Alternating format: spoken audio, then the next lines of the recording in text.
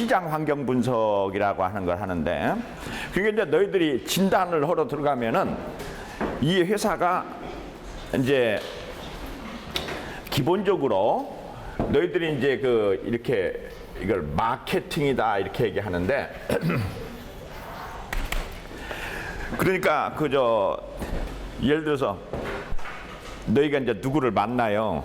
그래가지고 어느 부서에 계시냐 그러면은 마케팅 관리부에 있다고 그래. 그러면 이제 너희들이 뭐라고 하냐면 그러면 영업하시나요? 이렇게 하면은 그냥 굉장히 기분 나빠해. 이 마케팅하고 이게 세일즈는 뭐냐면은 이렇게 직접 물건을 파는 거고, 마케팅은 이제 오늘 배우는 거를 이제 하는 건데, 여기서 이제 우리가 이제 중요한 게 시장 환경 분석이라고 하는 거는 시장 세분화 분석이에요. 세분화라고 하는 거는, 세분화라는 건 영어로는 뭐라고 하냐면은 시그멘테이션이다 이렇게 얘기해요. 시그멘테이션. 그게 이제 시그멘테이션이라고 하는 거고, 시장 위치 분석이라고 하는 거는 우리가 이제 뭐라고 하냐면은 포지셔닝이라고 그래. 이 포지셔닝. 그 다음에 이제 요 중간에 뭐가 들어가냐면은 타겟팅이 들어가요. 타겟팅이 들어간다고. 타겟팅이 들어가. 그러니까 이제 우리 지금 예를 들자면 한양대학의 문제점이 뭐냐 하면은 뭐가 없어요? 이 마케팅 부서가 하나도 없어서 한양대학에 마케팅 부서가 없다. 그러면 이제 우선 이제 어떻게 하는 거냐 하는 걸 우리가 한번 이렇게 이제 찾아보도록 하자. 그러면 이렇게 이제 보면은 이렇게 이제 마케팅 이렇게 이제 마케팅 부서를 이렇게 나누면은 이렇게 나누면은 마케팅 부서를 나누면은 이게 이제 학문적인 의미를 이렇게 이제 하나가 이쪽으로 나누고, 이쪽에 이제 실용적인 면으로 이렇게 이제 나누자고요. 그러면은 그 실용성은 떨어지는데 학문성이 높은 게 이게 뭘까? 교수겠지, 그죠? 교수라고 하는 마켓. 우리 이제 학생들을 졸업을 시켜서 교수를 시키자. 이게 이제 교수 마켓이 있을 거고. 그 다음에 이제 학문적으로도 높으면서 실용적으로도 높은 거는 뭘까? 연구소장. 그러겠지. 이제 그 기업 맞으면 이런 맞으면 연구소장 이런 거겠지. 그 다음에 이제 학문적으로는 별 볼 일이 없는데 실용적인 건 뭘까? 회사 사장. 맞으면 뭐 이런 것일 수 있겠지. 이런 게 있고. 그 다음에 학문적으로도 별 볼 일 없고 실용적으로도 별 볼 일 없는 거를 그냥 정치인이라고 그렇게 하자. 그냥 재미로, 그냥 너희들 재미로 하자는 게 정치인이다. 이렇게 하면은 너희들이 이제 이렇게 해서 이렇게 나누는 걸 뭐라고 한다고? 세그멘테이션이라 그래. 세그멘테이션이다 이렇게 해요. 그러면 이제 여기서 이제 우리가 타겟팅을 한단 말이야. 타겟팅을 하는데 타겟팅 우선 젖혀놓고 우선 포지셔닝만 보자고. 포지셔닝만 보면은 고대는 어디에 강하냐? 고려대학교는 이제 여기에 강하다. 이제 고려대 강하고, 여기는 어디가 강하냐? 연세대. 여기는 어디에 강하냐? 서울대. 여기도 이제 서울대란 말이야. 예를 들자면은 이쪽에 강하다. 이제 이렇게 했다 해봐. 그러면 이제 우리 한양대학은 어디로 가야 되느냐? 그러면 이제 이거를 갖다가 이제 이걸 잡는 걸 아까 뭐라고? 포지셔닝이라 그래. 그러는데 나는 어디로 잡아야 된다라고 생각을 하냐면, 너희들은 어디라고 생각하냐? 여기서. 이거를 한 번 더 세그멘테이션을 해야 돼. 회사 사장을 이렇게 세그멘테이션을 해서 이쪽을 뭘로 나눠? 문과 사장, 여기는 뭐? 이과 사장으로 나누자고. 이과 사장. 그럼 우리는 어디로 가야 돼? 이제 이과 사장. 이과 사장. 그 다음에 일부의 연구소장. 요쯤이 우리 한양대의 포지셔닝이 아닐까 이렇게 생각을 해. 예를 들자면 이제 그런 식으로 이제 포지셔닝을 이렇게 해야 됐지. 그런데 이제 왜 우리나라 대학들이 이제 이런 걸 우리가 뭐라고 그래? 마케팅 전략이라 그래. 알겠죠? 이게 전략적으로 어디를 이렇게 가져야 되냐 이렇게 마케팅 전략을 하는데 왜 우리나라 대학에 마케팅 전략이 없느냐 하면 이 대학의 과가 중구난방이야. 그죠? 없는 과가 하나도 없지 않냐. 없는 과가 하나도 없잖아. 그러면 내가 이제 예를 들어서 우리가 기술계 사장을 우리의 말하자면 타겟팅으로 하자 하면은 어느 쪽에서 뭐 역사학과, 모험과 막 뭔가들이 막 난리를 피울 거 아니야. 그러니까 이제 그런 식으로 해가지고 말하자면은 대학에 뭐가 없다? 전략이 없다. 전략이 없다라는 건 뭐가 없다는 걸 의미해? 칼라가 없다. 말하자면 칼라가 없다는 건 뭘 의미해? 학풍이 없다라는 거. 그잖아. 그러니까 이제 우리 한양대학의 원래 학풍은 뭐라고 했었냐 옛날에? 실용학풍이다 이렇게 하잖아. 실용학풍이다. 그러면은 우리 한양대학에 동상이 누구 동상이 서 있어야 되냐? 정약용의 동상이 있어야지. 실용학자의 뭐 대표적인 게 정약용이니까 예를 들자면 자 어쨌든 넘어가서 우리가 이제 여기서 이제 다시 이렇게 보면은 세그멘테이션이라고 하는 건 아까 뭐라고 그랬어? STP라고 그래. S는 뭐? 세그멘테이션, T는 타겟팅, P는 포지셔닝. 그래서 너희들이 오늘 숙제는 너희들이 지금 분석하고 있는 회사들의 SPT 분석을 해가지고 오는 거야. SPT 분석을 하는 거야. 그래서 시장 분석은 우리가 30분석이라고 하는데 30분석이라고 하는데 뭐를 해야 돼? 커스터머, 그 다음에 컴피티션스, 컴퍼니 이 세 가지를 해야 돼요. 그러니까 너희들이 이제 예를 들어서 너희들이 이제 유식하게 얘기를 한다면 내가 이제 요새 책을 하나 썼다. 그러면 네가 뭐라고 내한테 질문해야 되냐? 독자가 누군가요? 독자, 대상 독자가 누군가요? 타겟팅이 무엇인가요? 이렇게 물어봐야 돼. 이 책을 기업의 사장들이 읽으려고 해야 되느냐 아니면은 학생들용이냐 이런 식으로 타겟팅을 물어봐야 된다고. 알겠지요? 그래서 이제 커스터머. 여기서 이제 가장 중요한 것이 그래서 뭐가 필요하냐면 컨셉이 필요해요. 항상 우리가 있는 컨셉이 필요하다. 그 다음에 이쪽에서 이제 아까 얘기한 대로 뭐가 있어야 된다고? 이제 이 타겟팅, 그 다음에 세그멘테이션, 그 다음에 마지막으로 뭐가 있어야 된다고? 포지셔닝. 포지셔닝에서는 뭐로 하냐? 컨셉을 확정해야 돼. 그런데 내가 하도 비난하니까 여기다 써붙였던 걸 없앴는데 옛날에 한양대학의 목표인이 뭐냐? 국제인, 아니 세계인이냐 국제인이냐? 세계인, 봉사인, 전문인, 교양인 또 뭐 있었지? 5개. 모르지? 아니 너희들 여기 이제 한양대학의 그 목표가 뭐냐 하면은 이 5개가 있었다. 근데 그 얘기는 하자는 거냐 말자는 거냐? 말자는 거지. 그러니까 이제 너희들이 이제 잘 알겠지만 노처녀가 되는 비결이 뭐냐? 노처녀가 되는 비결은 어떤 남자를 원하십니까? 하면 뭐라고? 키 크고 잘생기고 부자고 가문 좋고 그 다음에 머리 영리하고 또 이렇게 섬세하고 남자답고. 그러면 내가 뭐라고 대답하겠냐? 그런 남자가 미쳤다고 너하고 살겠냐 이러잖아. 그잖아. 그래서 이 노처녀가 되는 비결이야. 그래서 뭐가 있어야 된다고? 타겟팅이 명확해야 돼.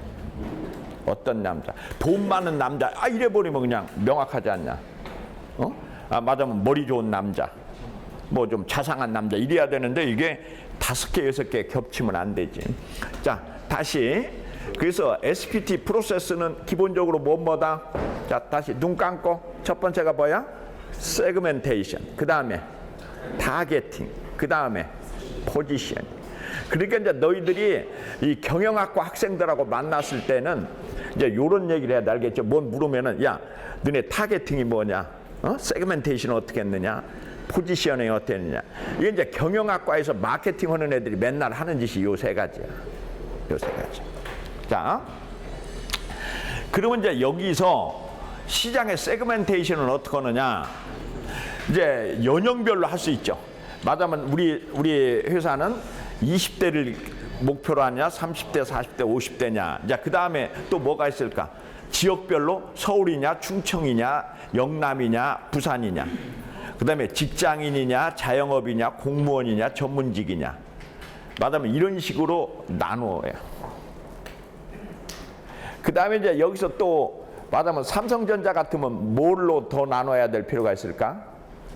부자냐, 가난하냐. 왜냐하면은 가난한 사람들은 어때요?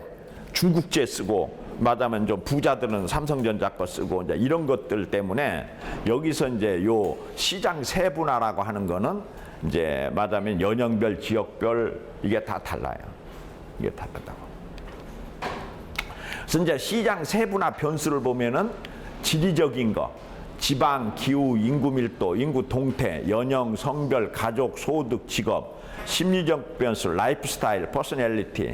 이게 혼자 사는 사람이냐, 여럿이 사는 거냐, 맞으면 맞벌이 부부냐, 맞으면은 전업주부냐, 행동하는 변수, 제품의 사용 패턴, 어플리케이션이냐, 최종 사용자냐, 어플리케이션이냐, 최종 사용자, 그다음에 가공의 수준.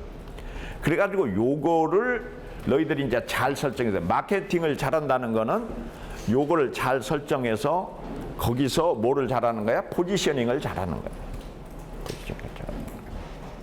이게 이제 이거 잘못 나가면은 그냥 헛다리 짚는 거지. 다 헛다리 짚는 거지.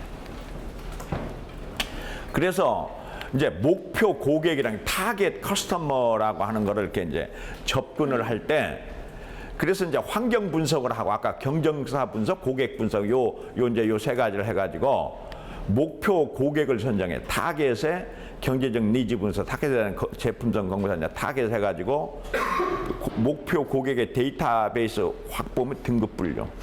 그래가지고 이제 등급 고객별 전략 수립, 집행, 말입니다. 이런 거. 그래서 너희들이 이제 여기서 들어가면 이제 나중에는 뭐가 있을 것 같아요? 차별화.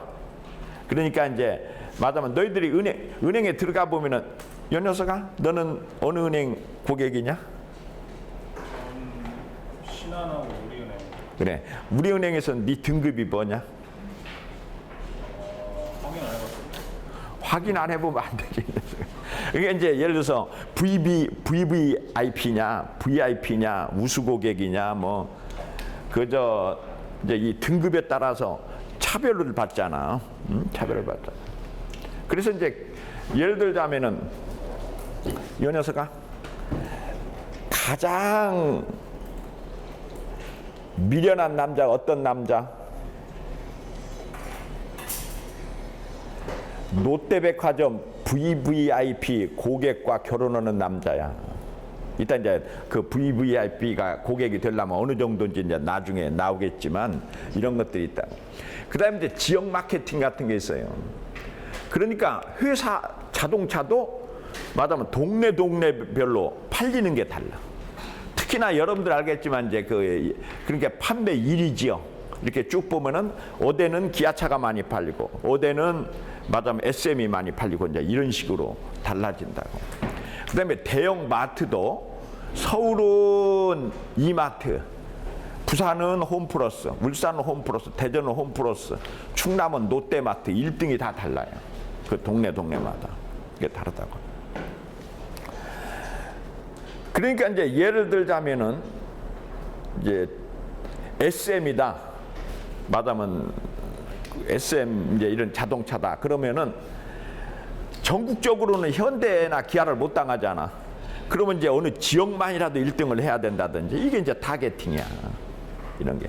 그러니까 아까 이제 여기서 이렇게 보면은 SM은 어디에서는 많이 팔려? 부산에서는 1등이지. 부산에서 1등. 맞다면 이제 이런 식으로. 자, 소주는 어디가 많이 팔리냐?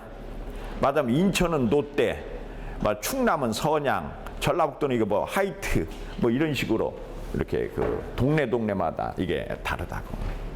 그러면 이제 여기서 이제 타겟팅을 한다고 하면은 예를 들어서 롯데 주류가 인천에서는 1등인데 이번에는 충청북도로 한번 가서 거기서 집중 마켓을 해볼 거냐 어떨 거냐 이제 이런 식으로 따질 수도 있죠.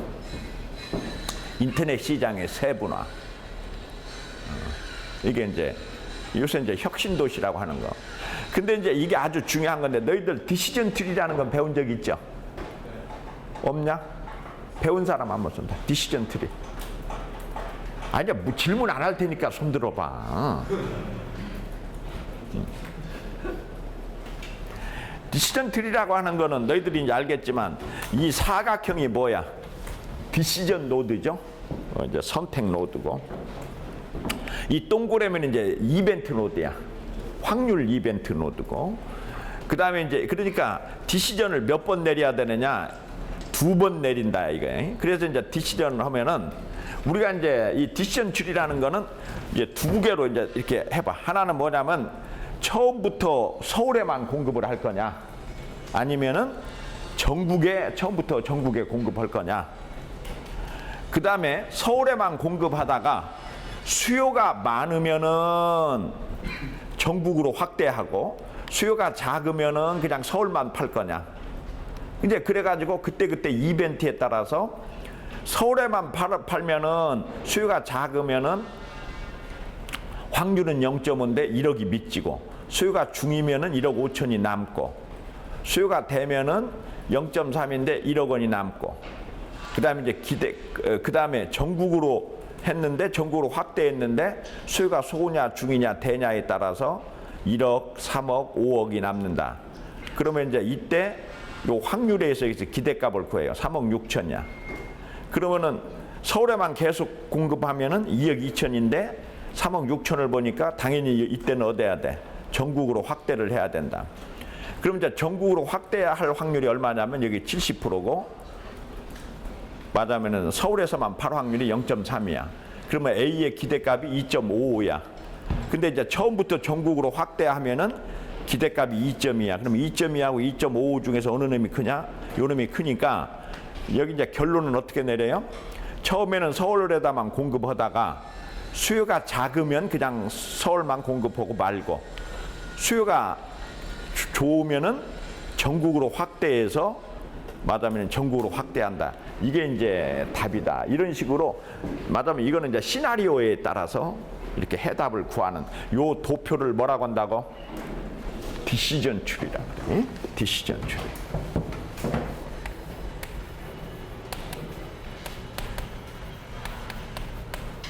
그래. 이게 이제 영업 전략일 수 있어. 영업 전략은. 이런 식으로 맞으면 단순하게 안 가지고 가고 조금 복잡하게 가져갈 수도 있다고.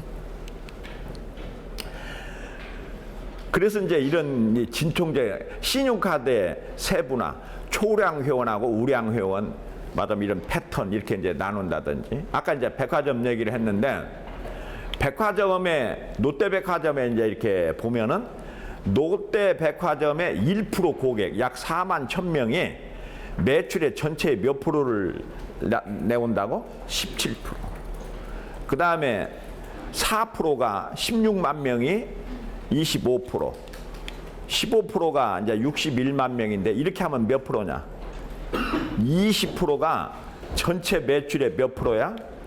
70%를 낸다. 그래서 롯데백화점의 최상위 고객 1,600명의 그 신상을 보면은 연령은 47세에서 51세 여성이고 사는 곳은 서울 강남이고 아파트는 50평에 살고 연간 백화점에 75회오고 그래서 연간 구매액이 연간 5천만 원. 이게 월 400. 그다음에 수입 명품 구매액이 연간 1,700만 원이라고 그래. 근데 이제 요새는 아까 이제 저런 법칙을 아까 이런 법칙을 뭐라고 한다고 그랬어 이것을? 80대 20논이라 해서 이걸 뭐라고? 파레토의 법칙이다 이렇게 하죠. 파레토의 법칙.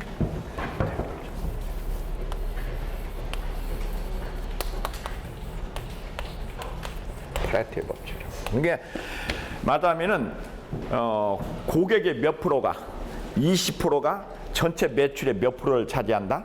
80%. 20대 80년, 20대 80년, 20대 80년. 국민의 20%가 우리나라 전체 자산의 몇 프로를 가지고 있더라? 80%. 이 파레토라는 사람이 옛날에 이제 이 사람이 이태리 사람인데 노마 시민의 20%가 노마시 전체 자산의 80%를 가지고 있더라 이렇게 주장한 사람이 이게 파레토. 그래서 파레토 법칙인데 요새 이제 반대로 뭐가 나왔어? 롱테일 법칙이라는 게 또 나왔어요. 롱테일 법칙. 롱테일.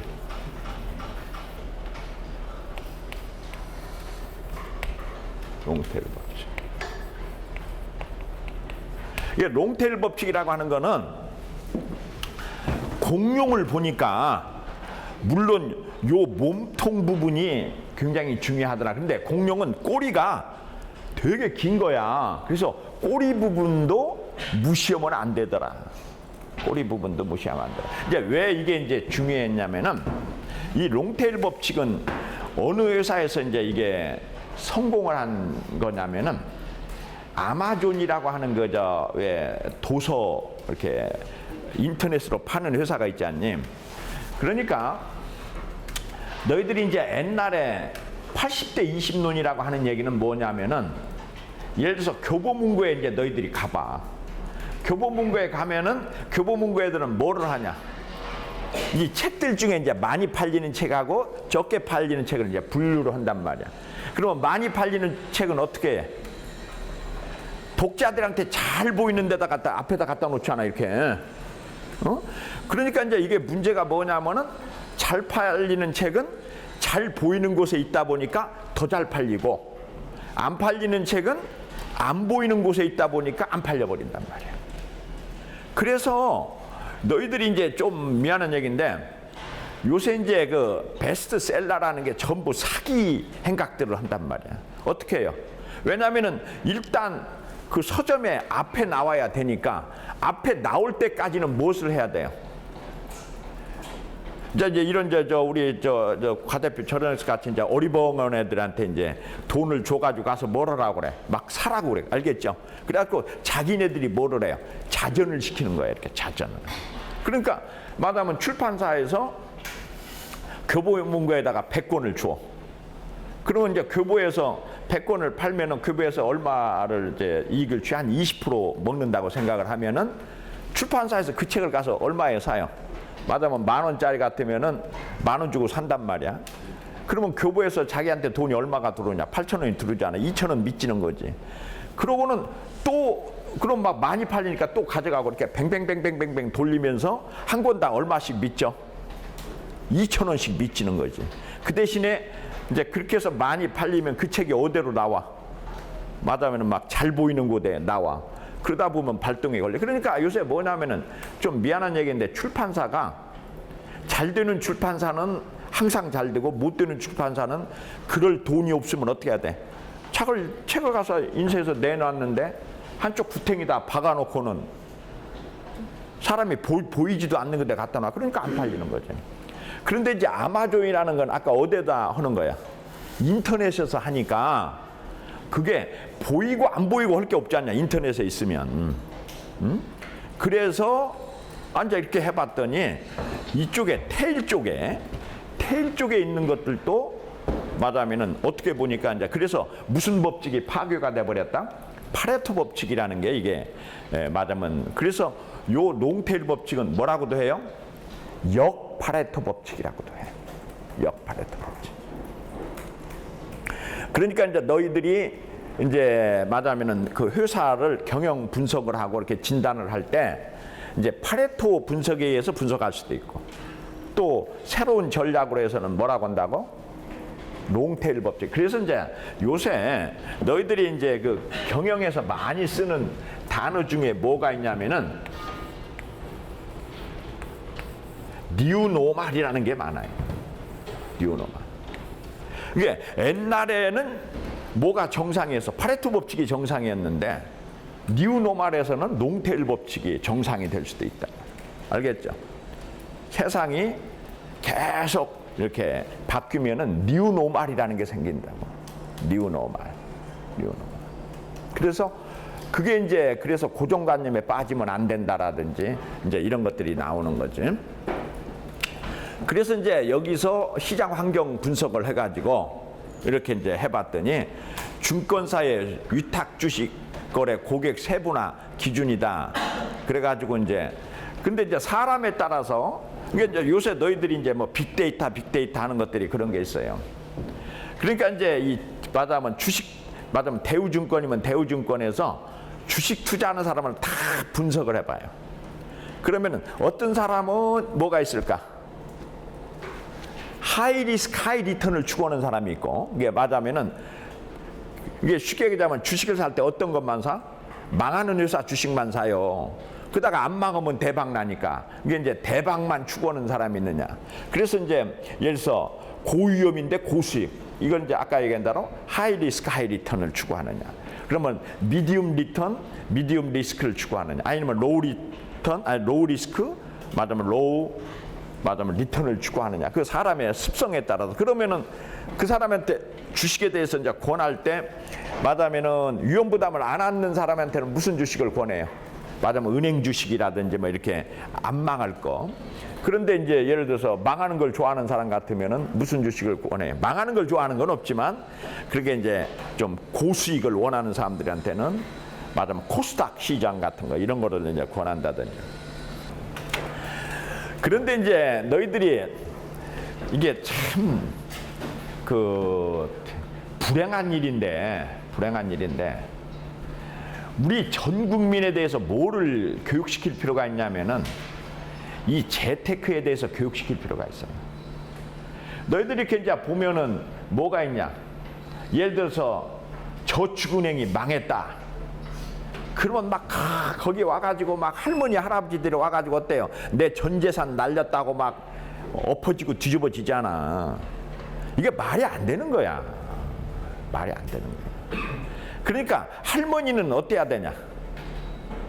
하이 리스크 하이 리턴으로 하면 안 돼. 그러니까 어느 은행에다가 예금해야 돼? 국민은행 같은 데다 예금해야지. 왜 저축은행에다가 예금해 놓고는 망했다고 와서 뻗냐고. 젊은 애들은 어때야 된다고 그랬어요? 젊은 놈들이 또 은행에다만 예금하면 걔도 또 문제가 있는 거예요. 젊은 애들은 또 뭐를 추구해야 돼? 하이 리스크 하이 리턴을 추구해야지. 젊은 애들은. 그리고 이제 그 속성을 여러분들이 이해를 해야 돼요. 이해를 해야 된다고. 자, 그래서 잠깐만 이거는 이제 딴 얘기인데 너희들이 이제 이거는 좀 이해를 해야 돼서 너희들이 이제 이자론에 대해서 조금 공부할 필요가 있어. 이자론, 인터레스트가 왜 붙느냐. 세어리, 인터레스트 세어리.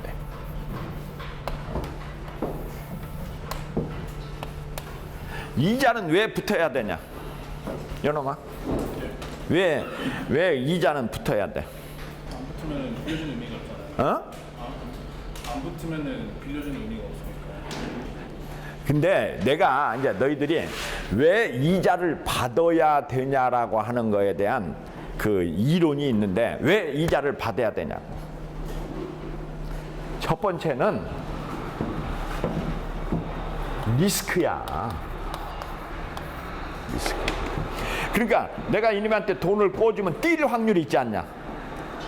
뛸 확률이 얘는 5%고 얘는 10%야. 그러면 얘한테는 이자를 얼마를 더 받아야 되냐. 5%를 더 받아야지. 뛸 확률이 있으니까. 리스크를 안기 때문에. 두 번째는 뭐냐? 이자를 왜 받아야 되느냐? 두 번째는 왜 받아야 되니? 물가네. 그렇지. 이제 저런 얘기한 대로 인플레이션. 세 번째는 이자를 왜 받아야 되냐? 리퀴디티. 이게 유동성이라고 하는 거예요. 유동성. 자, 내가 지금 돈을 1억을 가지고 있어요. 근데 얘한테 꿔줬어. 근데 이번에 딱 보니까 1억 원어치 뭘 사면은 돈이 그냥 한 1억 원을 더 벌 수 있는 대박이 날 찬스가 있는데 내한테 돈이 없기 때문에 내가 꿔줘서 그 기회를 놓친 거지. 이걸 유동성이라고 그래. 기회비용. 기회비용. 이게 딴 돈을 벌 수 있는 기회를 놓치는 거지. 그 다음에 이제 네 번째가 뭐냐면은 프로덕티비티야. 돈의 생산성이 있다는 거야. 돈은 말하면은 돈이라고 하는 거는 말하면 땅이나 이런 지대와 같이.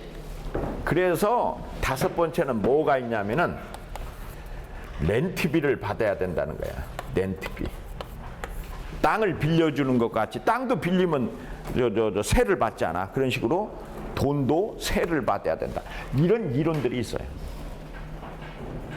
그래서 어쨌든 자, 저축은행은 이자를 많이 주는 대신에 뭐 할 위험이 있어? 망할 위험이 있단 말이야. 그러니까 저축은행에 예금을 했으면 망할 확률을 내가 감수를 해야 돼요.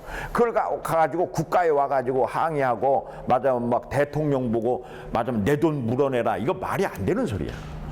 말이 안 되는 소리야.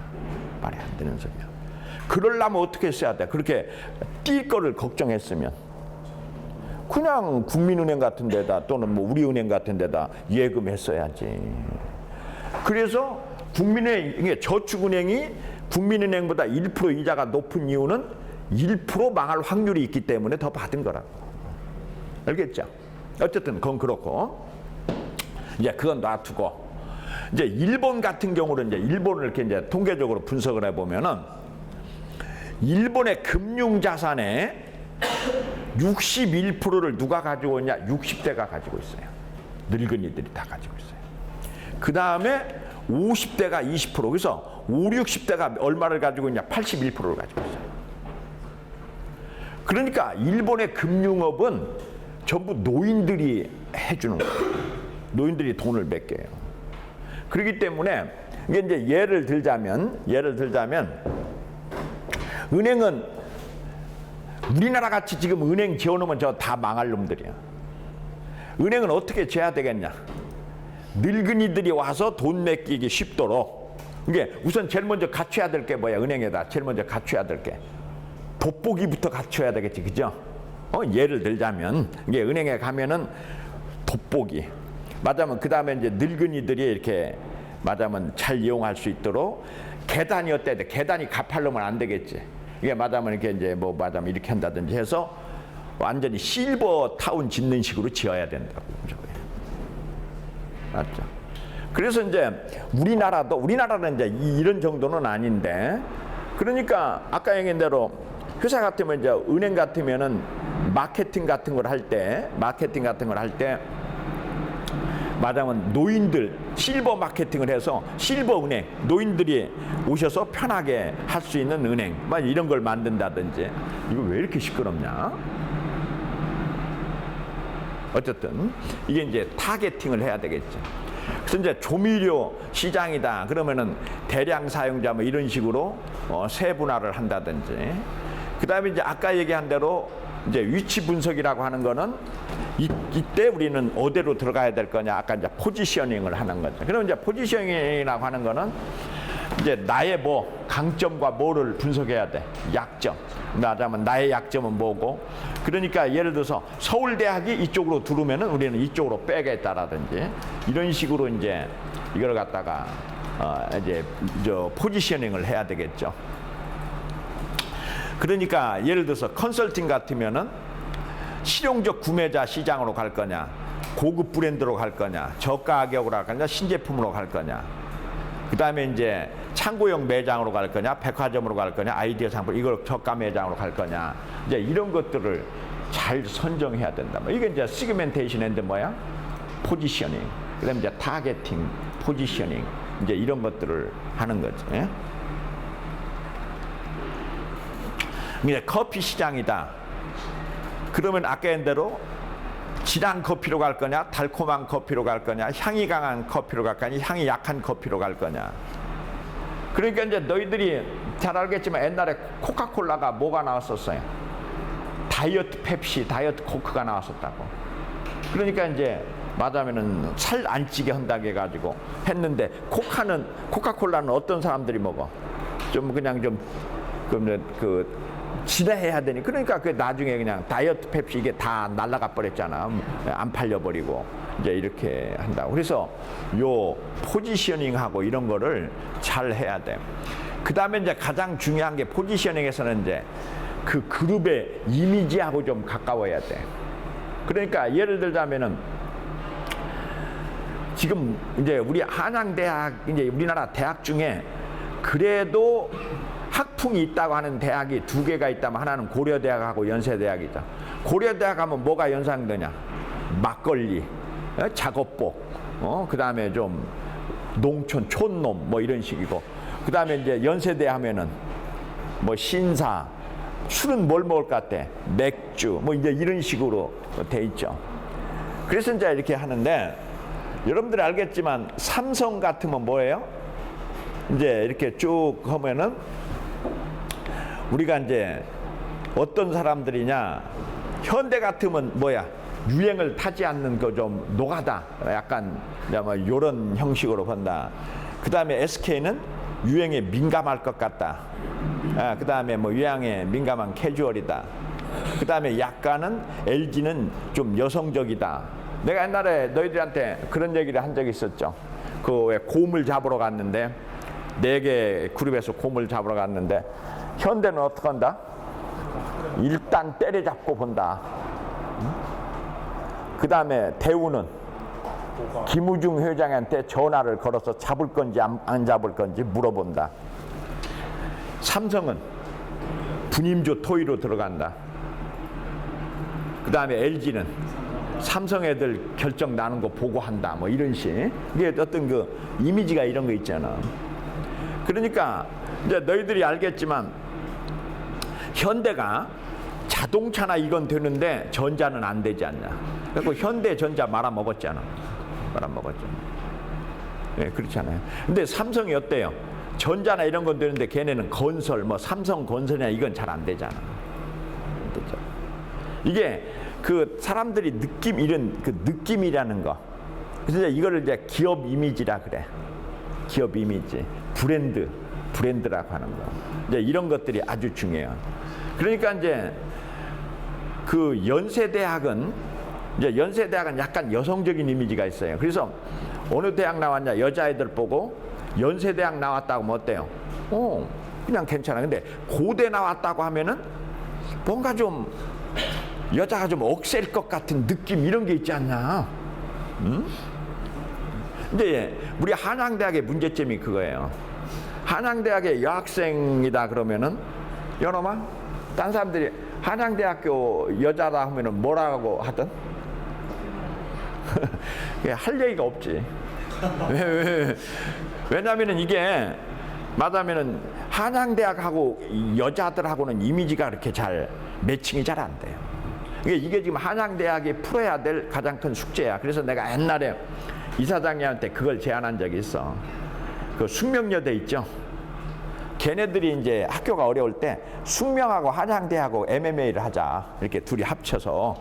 그게 이제 왜냐하면 보륨도 키우고 그러면서 이제 말하자면 숙명의 그 이미지하고 한양대가. 근데 이제 그게 왜 그러냐면은 우리 한양대학교 남학생들의 부인이 숙대 출신이 무지무지하게 많아요. 그게 이제 제일 많아. 그게 이제 그 한양대 애들하고 이대보다는 숙대 애들이 더 이렇게 이게 더 잘 맞는가 봐. 어쨌든. 그래서 이제 너희들이 그런 거는 이게 이제 아까 얘기한 대로 타겟팅 이렇게 했을 때 그다음에 이제 포지셔닝으로 이제 들어가서 나를 거기다 맞춰야 된다. 포지셔닝이라는 건 맞추는 거예요. 타겟팅은 목표고. 이게 이제 내가 예를 들어서 우리 한양대학은 뭘로 가자? 말하면은 뭐 교수로 가자. 교수로 가자. 그러면 이제 너희들이 뭘 해야 돼? 뭐 말하면은 학부를 줄이고 대학원에서 박사과정을 뭐 많이 늘린다든지 이제 이런 것들이 이제 포지셔닝이지, 알겠죠? 이렇게 위치를 맞춰 나가는 거. 그다음에 이제 이미지를 높이는 거고 이제 이런 것들이 포지셔닝이죠. 그래서 이제 시장 분석을 해가지고 이제 말하면은 상담 기능, 거래 처리 기능 뭐 이런 걸 해서 말하면은 해외의 D사는 어디고, 그러면 우리는 어디로 갈 거냐, 일로 갈 거냐, 이거를 우리가 타겟, 그러니까 이렇게 보면은 이제 이걸 우리가 뭐라고 그러냐, 틈새라고 그러지, 알겠죠? 이렇게 이제 이렇게 그림을 그려보면은 요쪽이 비어 있다라는 걸 우리가 알 수가 있어. 그러면 우리가 일로 들어가자. 우리가 이제 일로 들어가자. 이 틈새 시장으로 들어가자. 그런데 이제 좀 미안한 얘기인데 이 대학들이 왜 문제가 옛날에 없었냐면은 대학에 학과만 열어놓으면 그냥 애들이 바글바글 했잖아. 그리고 학과가 취지가 안 될수록 학생이 더 많이 몰리지 않냐. 옛날에 뭐 전부 그래서 우리나라에서 제일 많이 몰리는 학과가 어느 학과야? 맞으면 저기 어디야, 뭐 중앙대학의 연극영화과 뭐 이런 거, 뭐 이런 거 그냥 뭐 30대 1, 50대 1 막 그냥 그 취업 안 되는 것일수록 더 대수가 세고 이제 뭐 이러기 때문에 학교에서 구태여 뭐를 할 필요가 없어? 마케팅이라는 걸 할 필요가 없어. 걱정을 할 필요가 없었어. 근데 이제 요새는 이제 시골 대학 같은 데는 지금 학생 모집이 안 되니까 이제 마케팅을 하려고 했는데 이미 늦어버렸지. 이미 늦어버렸어요. 이게 마케팅이라는 거는 일종의 이제 칼라링을 하는 건데, 이 칼라링을. 그래가지고 아까 이제 저놈 얘기했지만 어느 학교 다니세요? 한양대학에. 그러면 굉장히 실용적이겠네요. 맞으면 또 뭐 어느 대학이다 그러면 교양이 좀 풍부하시겠네요. 근데 이제 이 한양대학에 아까 얘기한 대로 뭐 봉사인 한다 그러는데 우리 한양대학 학생들 너희들 중에 한양대학 다닌다고 하면은 아이고 봉사 많이 하겠네요 소리 들은 사람 있으면 손 들어봐. 없죠. 그러니까 이건 소용이 없어. 사회가 알아줘야 돼. 한양대학 가면은 봉사를 제일 많이 하는 학생들 이런 거라든지. 그 다음에 이제 그게 아니면 뭐야, 한양대학 학생들은 뭐야, 교양은 좀 없는데 전문 실력은 월등하대요. 뭐 이제 이런 거, 이런 식으로 이제 맞으면 사회적인 평가가 같이 따라가 줘야 돼. 근데 이제 우리 한양대학은 되게 뭔 소리는 듣냐? 한양대학은 공대가 좋지요. 이 소리는 다 해. 공대가 좋지요. 근데 이제 그게 너무 강해가지고 문과 애들이 제일 싫어하는 부분 중에 하나야.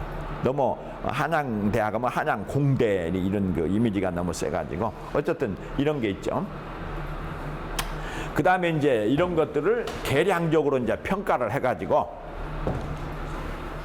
아까 얘기한 대로 이제 시장 분석을 컨설팅을 하면서 맞으면 상품의 서비스의 제공 범위냐, 거래 비용이냐 이렇게 해가지고, 그러니까 너희들이 이제 옛날에 신문에 한번 봤겠지만 한화증권 애들이 이렇게 분석을 했어요. 분석을 해봤더니 그 한화증권 애들이 분석을 해봤더니 그 자기네 고객 중에서 컨설팅을 받은 사람하고 컨설팅 안 받은 사람을 분석을 해봤더니 컨설팅을 안 받은 사람의 이익률이 19%가 높더라라고 보고를 했어요. 그거 왜 그러느냐? 요놈아, 하나증권의 컨설턴트는 뭐를 컨설팅 하겠냐?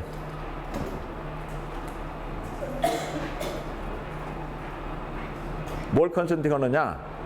자주 샀다 팔았다를 막 컨설팅을 하는 거예요. 왜냐하면 증권회사는 어떻게 해야 수수료가 많이 떨어지냐? 샀다 팔았다 해야 수수료가 많이 떨어져요. 그러니까 이 마담이 컨설턴트가 항상 조금만 한 5%만 남아도 파세요. 그 다음에 또 사라고요. 그리고 사고 팔고 해야 자기한테 이윤이 많이 떨어지니까. 근데 주식이라는 거는 뭐하고 똑같아?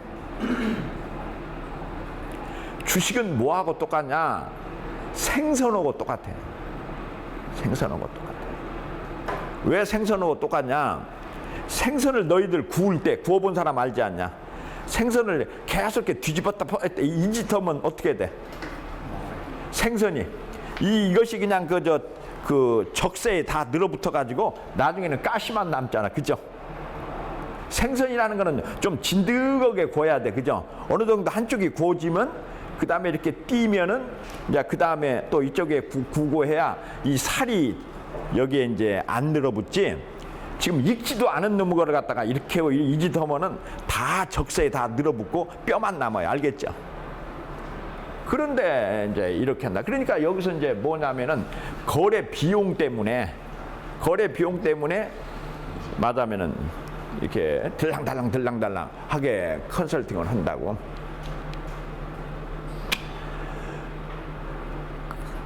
그래서 이제 이 주식 쪽, 너희들이 이제 주식은 잘 모르기 때문에, 그 다음에 이제 그런 거를 우리가 이제 뭐라고 하냐면은 브랜드화다, 이렇게 아까 얘기한다고 그랬죠? 브랜드화.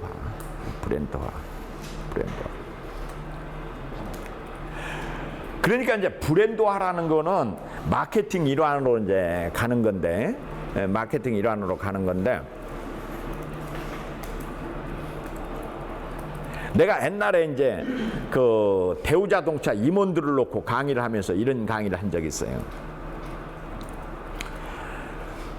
이제 이게 브랜드화의 개념인데, 당신네 대우자동차 광고 문구를 보면은 엉망이다 이거죠. 뭐라고 되어 있느냐? 뭐 저희 차의 연비가 작습니다. 뭐가 어떻습니다. 이렇게 하지 말라는 거죠. 그럼 어떻게 하라는 거냐? 이렇게 하라는 거예요. 저희 회사의 자동차는 기름이 좀 많이 들어가는 건 사실입니다. 사실대로 하라고요. 그러면 사람들이 사겠냐 안 사겠냐? 안 사겠지. 기름 많이 들어간다는 차를 왜 사?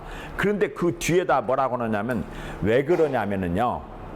저희는 고객의 호주머니보다는 목숨을 중히 여긴답니다.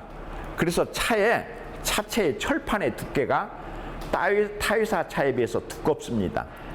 그러니까 자연히 차의 무게가 많이 나가겠지요. 무게가 많이 나가니까 기름이 많이 들어가는 것은 그거는 진실이지 아니겠어요. 이게 당신의 목숨이 둘이 아니시라면 저희 차를 사 보세요.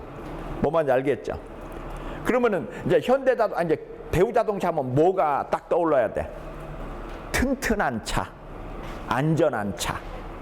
이게 이제 브랜드의 이미지 관리지. 이게 브랜드 관리야. 브랜드. 그러니까 이게 이제 예를 들어서 현대자동차다. 그러면은 연비는 좋은데 차가 좀 가볍고 날리더라. 그러면 이제 현대자동차는 연비가 좋은 차. 그러면 대우자동차는 안전한 차. 그래서 기름은 좀 많이 들어가지만 사고가 났어. 그러면서 이제 뭐 또 하라고? 쇼로? 맞으면 서울운동장에서 현대자동차하고 대우자동차를 갖다 놓고 어때요? 그냥 박치기를 한번 딱 시켰더니 대우자동차는 멀쩡한데 현대자동차는 박살이 나더라. 뭐 이런 뭐 쇼도 좀 할 수 있고 뭐 이런 식으로 해서 해야 되겠지. 이제 그러지 않고 현대자동차 광고나 대우자동차가 똑같으면 현대자동차 사지 대우자동차 살 사람은 아무도 없다. 그래서 이제 그런 거를 우리가 뭐라고 해요? 브랜드 관리라 그래. 브랜드 차별화. 브랜드 차별화. 브랜드 차별화. 브랜드 차별화. 자, 제일 먼저 뭐를 하라고? SPD 분석을 해요. 그러고 난 다음에 이제 자기네 회사에 타겟팅을 만들고 포지셔닝을 한 다음에 그 다음에 뭐를 해? 브랜드 관리로 들어가는 거예요. 알겠죠? 그러니까 자, 우리 한양대학 하면은 뭐라고? 이제 이놈들이 이제 한양대학은 140학점 중에 14학점을 뭘로 따? 봉사 점수로 딴다. 그래서 애들이 봉사 정신이 투철하다. 그래서 우리 학생들을 그 다음에 우리 학생들은 어때요? 교양 과목은 확 줄여서 10학점 이내로 하고 전부 다 전공학점을 한다. 그래서 타 교생들에 비해서 뭐가 높아요? 교양은 좀 부족하지만 전문 실력은 최고다. 그 다음에 봉사에 대해서는 최고다.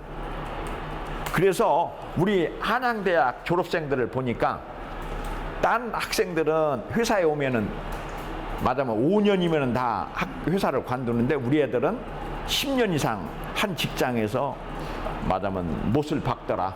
그래갖고 애들이 좀 진득한만도 있고 지속 가능성도 높고 뭐 이런 식으로 해서 학생들을 브랜드 관리를 해야 된다. 알겠죠? 그래서 이제 차별화라고 하는 거하고 이 브랜드 관리하고 그래서 말하자면 차별화의 기준이 뛰어난 성능이냐, 뛰어난 가격이냐, 또는 바람직한 이미지냐, 또는 독특하고 참여하는 경험이냐, 말하자면 뭐 이런 것들을 가지고 마케팅 믹스 이것들을 이제 해서 나중에 이제 소비자 욕구와 관여도를 이렇게 체크한 다음에 나가는 거예요. 자. 그러니까 이제 너희들이 다시 요약을 하면은 마케팅 관리라고 하는 거는 어떻게 하는 거라고? 제일 처음에 소비자를 어떻게 해요? 분할을 해. 세그멘테이션을 한 다음에 타겟팅을 하고 그 타겟팅에서 이제 우리 회사가 가야 되는 포지셔닝을 하고 그 포지셔닝에 따라서 우리 회사에 뭐를 만들어? 브랜드를 만들고 그 브랜드에서 뭐를 해요? 이미지 관리를 하고 이게 전체적으로 이게 이제 마케팅 관리다. 그런데 이제 여러분들이 이제 보니까 말하자면 삼성전자면 너희들이 이제 진단하는 회사가 요거에 맞춰서 제대로 하고 있느냐 안 하고 있느냐 이렇게 진단하는 거 알겠죠? 이렇게 진단하는 거. 그래서 이제 너희들이 옛날에 그저 품질 경영에서도 배웠지만 이 파레토 분석이라고 하는 거, 이 파레토 그림. 그다음에 파레토 그림은 또 뭐라고도 하냐? 너희들이 파레토 그림은 조금 더 이제 공부를 할 필요가 있는데, 파레토 그림은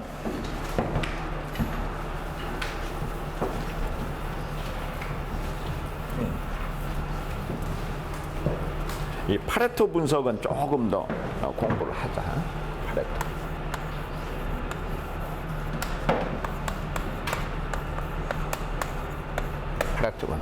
파레토. 그래서 이제 이 파레토 분석은 품질 관리에서는 누가 했다고 그랬어?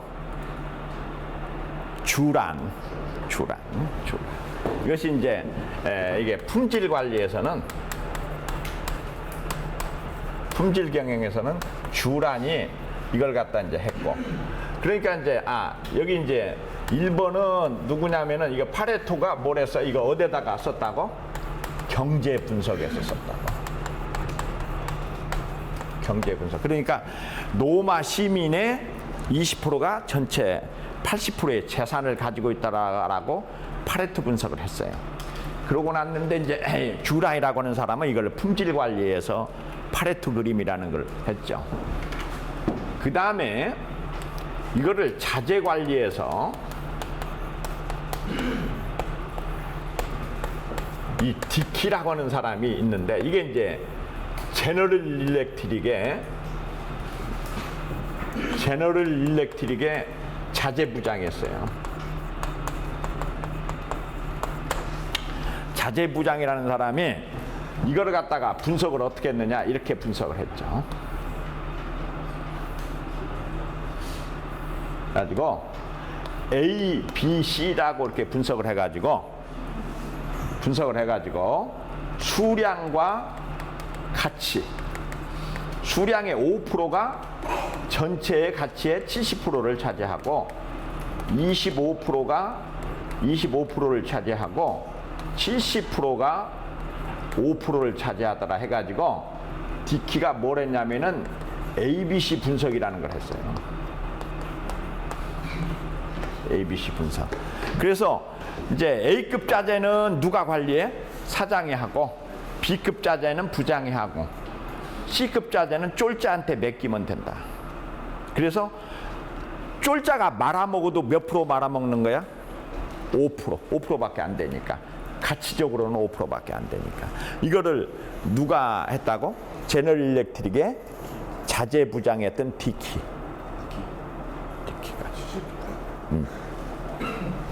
디키가.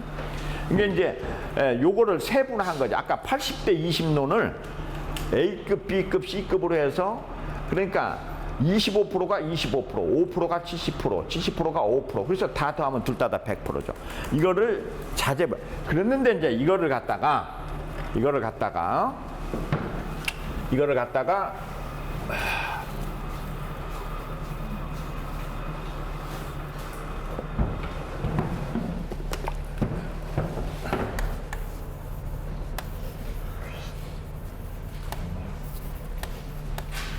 이거는 내가 지금 요거는 자신이 없다. 요 스펠링은 로렌츠인데.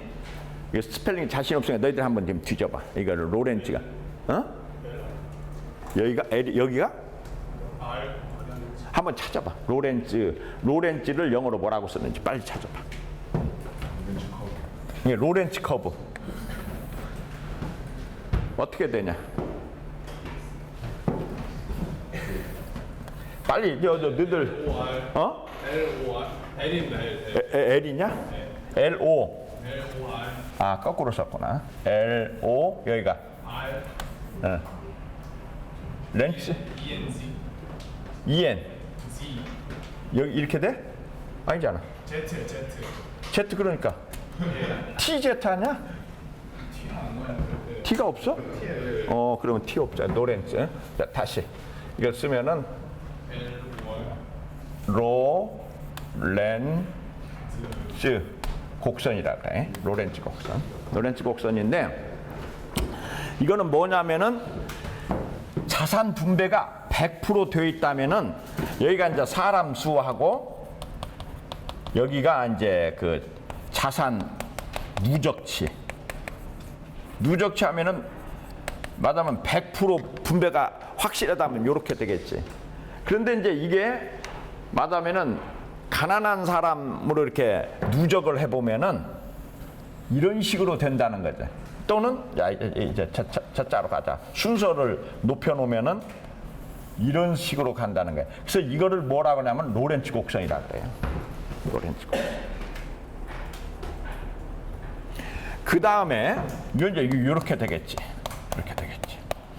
그래서 빈부차를 갖다가 이렇게 할 때 빈부차를 측정하는 걸로 해서 너희들이 이제 진위계수라는 게 있는데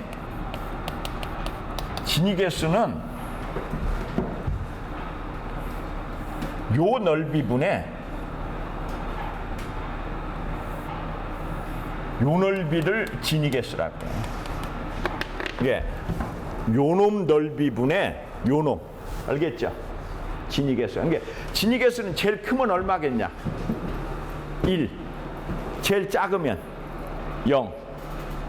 0하고 1 사이. 이게 진위계수라. 그래서 말하면은 그 나라가 소득 분배가 제대로 됐나 안 됐나를 보려면 진위계수를 체크하면 되는데 우리나라가 지금 아마 0.4 근방에서 왔다 갔다 해요. 근데 중국이 0.55야. 이게 중국이 우리나라보다 훨씬 소득 분배가 불균형한 나라야. 그러니까 예를 들어서 스웨덴 같은 데는 진위계수가 0.7쯤 돼요. 그런데 나중에 이제 소득 재분배를 하고 나면 0.4쯤 돼. 뭔 말인지 알겠어? 이제 잘 사는 사람한테 세금을 많이 걷어서 이렇게 나눠주고 나면 0.4. 그게 이제 사회주의 국가들이죠. 사회주의 국가는 이제 그러니까. 그래서 지금 전 세계에서 진위계수가 제일 높은 나라 중에 하나가 중국이고, 그래서 중국이 언젠가는 뒤엎어질 거라고 예측하는 사람들이 진위계수 가지고 예측하는 거예요. 알겠죠? 자, 오늘 여러분들이 이 파레토 분석이라고 하는 거에 대해서 요만큼은 알아야 어디 가서 행세. 알았지? 그런데 이제 여기에 반대 개념으로 나온 게 뭐라고 그랬어? 롱테일 법칙. 롱테일 법칙. 알겠죠? 그래서 파레토 법칙과 롱테일 법칙. 그래서 그래서 이제 너희들이 어느 삼성전자면 삼성전자 같은 데를 가서 시장 분석을 할 때는 그 이제 이렇게 하면 되겠지. 말하면은 세계의 말하면 휴대폰 시장 중에 제일 넓은 시장이 어느 나라겠냐? 중국이 1등일 거고, 그 다음에 2등이 미국, 3등이 인도. 지금 인도가 아마 몇 년 내에 1등으로 갈 거야. 인도가. 왜냐하면은 중국 같은 데는 어느 정도 휴대폰 보급이 돼 있는데 인도는 지금 전무 상태이기 때문에 인도가 아마 1등 할 거고, 그 다음에 이제 유럽, 그 다음에 이제 아시아권 뭐 이렇게 된다라든지 이제 그런 분석을 해가지고 얘네들이 이제 그러면 지금 삼성전자는 어디가 늘어붙어야 되게 돼 있냐? 인도 시장을 얼마나 공략하느냐가 이제 결판나. 왜냐하면 지금 인구가 중국이 13억인데 인도가 얼마야? 12억이지 않냐. 그런데 한 4, 5년만 가면은 15억으로 갈 거라고 그래.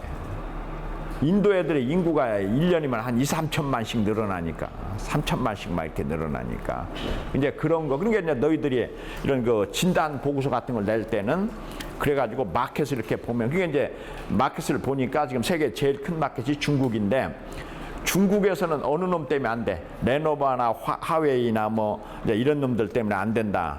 그러면은 인도 시장으로 가야 된다. 근데 이제 인도 시장은 어떻게 공략을 잘 하고 있느냐? 인도 시장에 대한 대책은 있느냐? 그러면 이제 인도는 어떤 마켓이냐?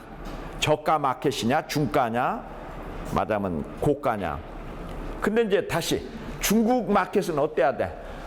고가, 중가, 저가 어느 놈으로 가야 돼? 삼성이? 고가로 갈 수밖에 없어요. 왜냐하면은 저가는 중국 애들 때문에 안 돼. 그러면 아예 그냥 고급 브랜드로 갈 수밖에 없고 인도는 저가 브랜드로 가야 돼요. 근데 인도에 사는 사람들이 못 사니까. 자, 그러다가 인도 애들이 치고 들어오면 놀러 가야 돼. 고가로 이제 옮겨가야 된다. 이런 정도의 이제 너희들이 상식은 가지고 있어야 돼. 알겠죠? 이게 이제 처음에 들어갈 때는 저가. 이게, 그래서 나중에 이제 오늘 오후에 이제 배우겠지만 경영 전략이라는 게 이런 거야. 그 시장에 들어갈 때 고가로 먼저 시작해서 싼 거를 만들어 가야 될 거냐, 아니면 처음에 싸게 들어가서 비싸게 만들어 가야 될 거냐, 뭔 말인지 알겠죠? 이제 이런 게 다 전략이야. 처음부터 말하자면 고가 전략으로 가야 되냐, 처음부터 저가 전략으로 가야 되느냐. 그렇다면 이제 아까 얘기한 대로 벌써 저가 시장에서는 아니면 또 뭘로 해? 브랜드를 이중으로 가지고 가는 거야.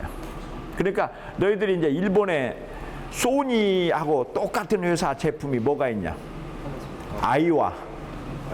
아이와라고 그러냐? 그 아이와가 이게 똑같은 제품이야. 그러니까 삼성전자도 내가 지금 브랜드를 둘로 나누라는 거야. 삼성전자 하면 비싸다는 이미지가 있지 않냐. 그러면은 삼성을 하지 말고 일성으로 해라. 별 하나짜리로.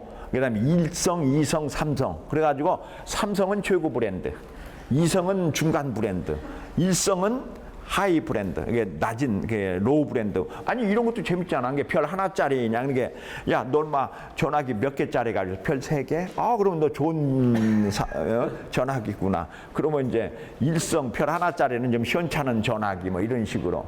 그런 게 이제 너희들이 지금 내가 너희들한테 왜 이런 걸 이렇게 얘기를 해주냐면 너희들이 나중에 삼성전자 같은데 입사하러 갔을 때 창의적 아이디어지 않냐. 일성, 이성, 삼성. 자, 이런 얘기면, 오, 너 이렇게 창의적이냐? 이제 이런 소리 듣잖아. 알겠어? 그래서 이제 너희들이 지금 이 경영 진단론은 뭐를 하라고 그래서? 첫째는 너희들이 나중에 취업할 회사를 한번 진단해 본다는 의미가 있고, 또 하나는 면접 시험 같은 데 가가지고 이렇게 대답을 할 수 있는 걸 준비한다고, 한 학기 동안 준비한다고 생각하고 강의 준비를 하고, 너희들이 이제 삼성전자 원서 내려고 하면은 또는 뭐 현대자동차 원서를 내려고 하면은 이제 그러니까 이제 예를 들자면은 현대자동차를 갔어요. 근데 이제 이놈 이제 그 면접관이 물어봐. 자네 이번에 우리가 그저 한전 부지를 10조에 산 거에 대해서 자네는 어떻게 생각하나? 이제 이렇게 물을 거 아니냐? 그럼 뭐라고 대답해야 되니?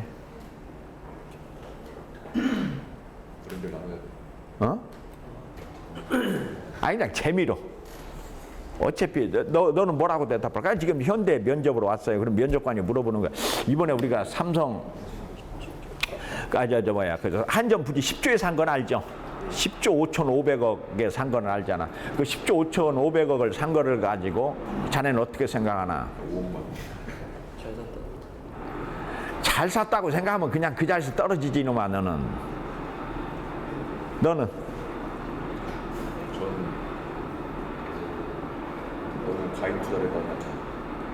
그러면 또 떨어지지. 그래서 이제 너희들이 그런 이벤트를 그때그때 공부를 해둬야 된다는 거예요. 정몽구가 뭐라고 얘기했던? 100년 내다 본 투자. 그 다음에 또 그것이 개인한테 산 것 같으면은 무리지만 나라에 샜기 때문에 세금을 한 5조 더 냈다고 생각한다. 안 맞으면 뭐 요런 거라든지 이제 또는 그게 뭐야? 그러면 승자의 저주 문제 있잖니? 이제 승자의 저주 문제는 이런 거를 너희들이 그때그때 이벤트가 날 때마다 그때그때 너희들이 이렇게 정리를 해. 알았죠? 그걸 갖다가 따로 이게 너희들 면접 시험에 가면 당황하는 게 그런 거잖아. 그냥 딱 묻는단 말이야. 근데 자기가 생각지도 못한 게 떨어져 버리면은 난리가 나는 거지. 그럼 현대자동차의 가장 큰 이슈는 지금 뭐야? 지금 한전 부지를 10조에 사가지고 이제 미친 짓 했다라는 게 전 국민의 합의지.